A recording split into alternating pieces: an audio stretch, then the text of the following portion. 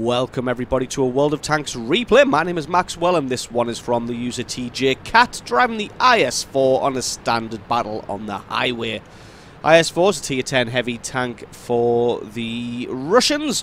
Really like this tank. It's probably one of my favourite heavies just because the armour on it is so reliable. Obviously it being a Russian gun is good in close range.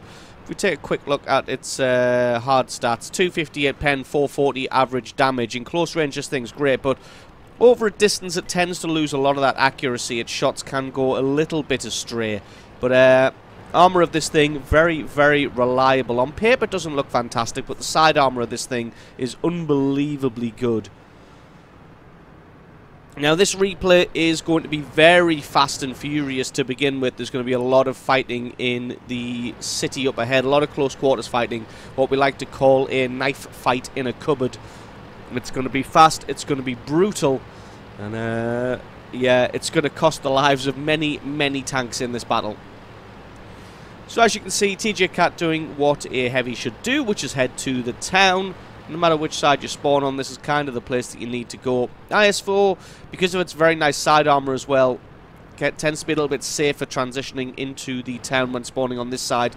So what can tend to happen is getting shot from this direction from early scouters, but thanks to the positioning of that bat chat, that's going to ward off anybody in the position to fire at the guys from the side.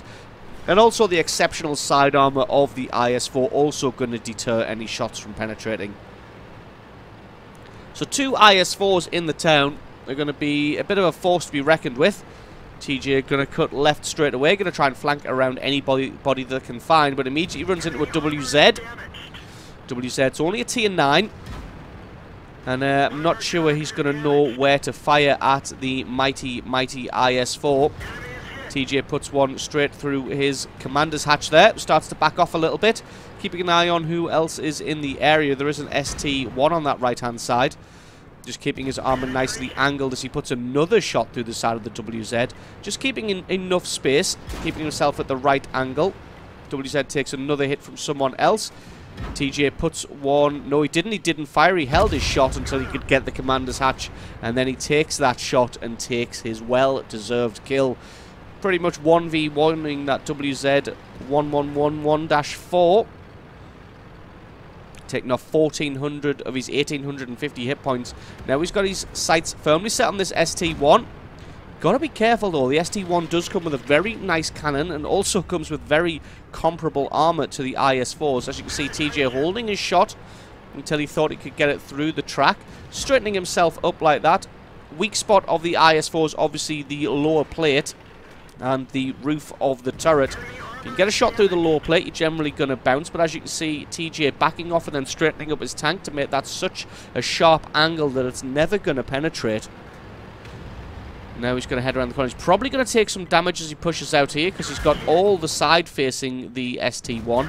Does have the rear of an E-100, but the clear and present danger is from the ST-1 at the moment, who tries to sneak through. But TJ just body blocks him and says, nope, not today.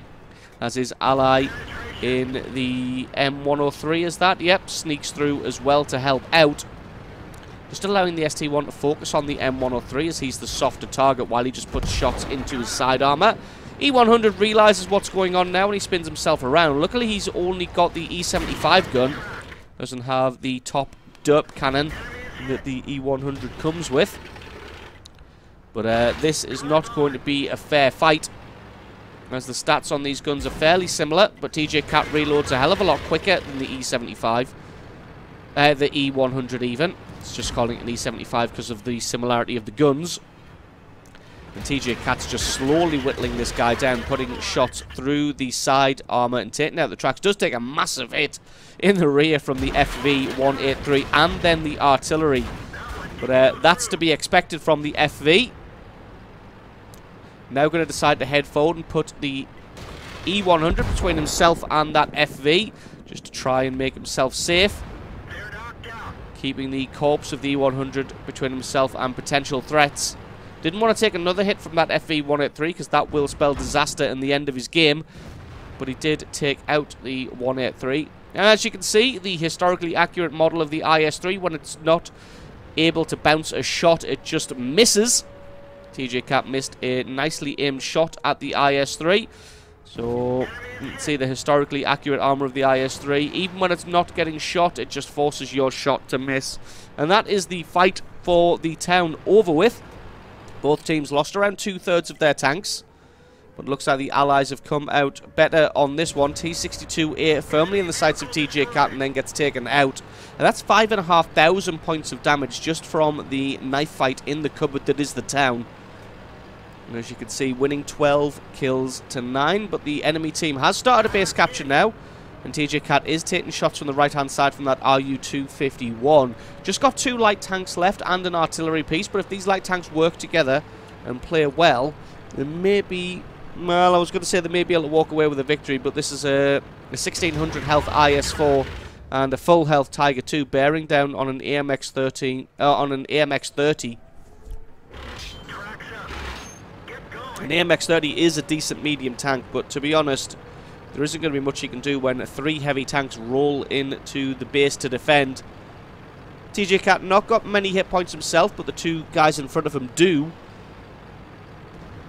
And as you can see, the AMX-30's hit points just evaporate under the fire from the heavy tank there. And he, I think, is deciding... Nope, I was going to say... Yep, I think he's deciding that discretion is the better part of valor, and he's trying to get away.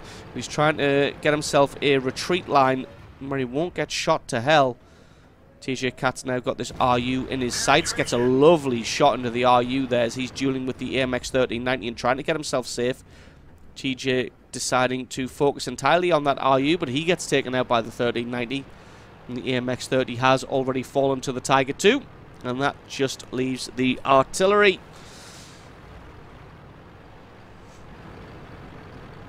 Allies still stubbornly going for the base capture. Not too sure where the artillery is, but we can just say that this game has indeed is now winding down. Just a very, very quick game there. 7 minutes, and he was able to do 6,000 points of damage and pick himself up 4 kills. Not really sure who picks up the kill on the artillery, whether it's TJ Cat or whether it's somebody else. There we go. I think it's that 1390. He picks up the final kill, but still... Oh, no, he doesn't. The M53-55 shotguns the 1390 in the face to take him out, but it is bittersweet as the base capture is now done. Game is over. The Allies win, and TJ Cat picks himself up an awesome victory. As you can see, picking up almost 6,000 points of damage, 4 kills. So absolutely awesome replay there from TJ Cat. Thank you very much for sending that replay in. Don't forget, guys, if you've got yourself a great replay, send that into replay@screenreality.com. Link for that is in the description. I've been Maxwell. This has been a World of Tanks replay, and I'll catch you guys next time.